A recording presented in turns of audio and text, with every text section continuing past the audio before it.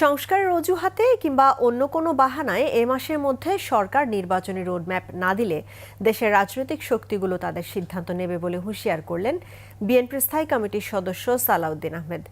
ছাত্রদের নতুন দলকে স্বাগত জানান তিনি, তবে গণপরিষদ ও স্থানীয় নির্বাচন এবং দ্বিতীয় স্বাধীনতার দাবিকে গণতান্ত্রিক প্রক্রিয়াকে দীর্ঘায়িত করার ষড়যন্ত্র বলে মন্তব্য করেন বিএনপির এই বর্ষিয়ান নেতা।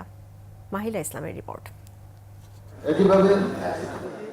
গণতন্ত্র পুনরুদ্ধার সংগ্রামে বেগম খালেদা জিয়া এবং তারেক রহমানের ত্যাগ ও নেতৃত্ব বিষয়ে ডিপ্লোমা ইঞ্জিনিয়ার্স ইনস্টিটিউশন আলোচনা সভা ও নন্দিত নেত্রী খালেদা জিয়া বইয়ের মোড়ক উন্মোচন অনুষ্ঠানের আয়োজন করে ন্যাশনালিস্ট রিসার্চ ফাউন্ডেশন।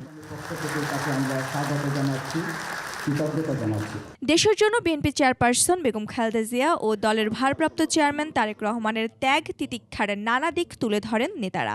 গণতন্ত্র সংকটে পড়েছে, নিমজ্জিত হচ্ছে, তখন আবার তিনি গণতন্ত্রের মশাল জ্বালিয়ে বহুদলীয় গণতন্ত্রের বিজয় করেছিলেন। আলোচনা সভায় নতুন দলকে স্বাগত জানানোর পাশাপাশি তাদের বিভিন্ন দাবির বিষয়ে প্রশ্ন তুলেন দলের স্থায়ী কমিটির সদস্য সালাউদ্দিন আহমেদ।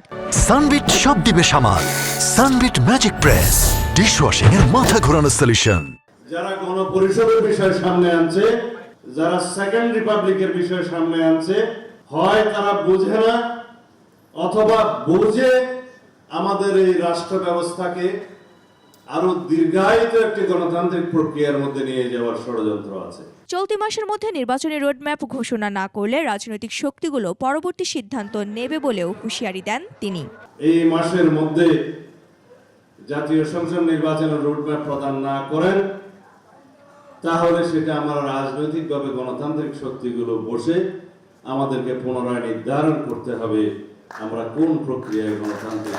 এদিকে জাতীয় প্রেস ক্লাবের সামনে প্রতিবাদ সমাবেশে অংশ নিয়ে নতুন রাজনৈতিক দলকে স্বাগত জানিয়ে তাদেরকে গণতন্ত্রের সপক্ষে থাকার আহ্বান জানান বিএনপি নেতারা। দেশে বিরাজমান যে সমস্যাগুলো আবার শেখ হাসিনা শুরু করার অপপ্রচেষ্টা চালাচ্ছে তার উত্তরণে দরকার নির্বাচন।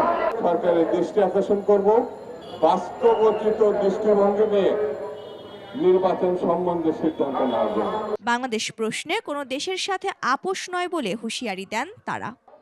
ঘরের মধ্যে মানুষ মারা যাচ্ছে। মাহিলা ইসলাম, 21 টেলিভিশন, ঢাকা।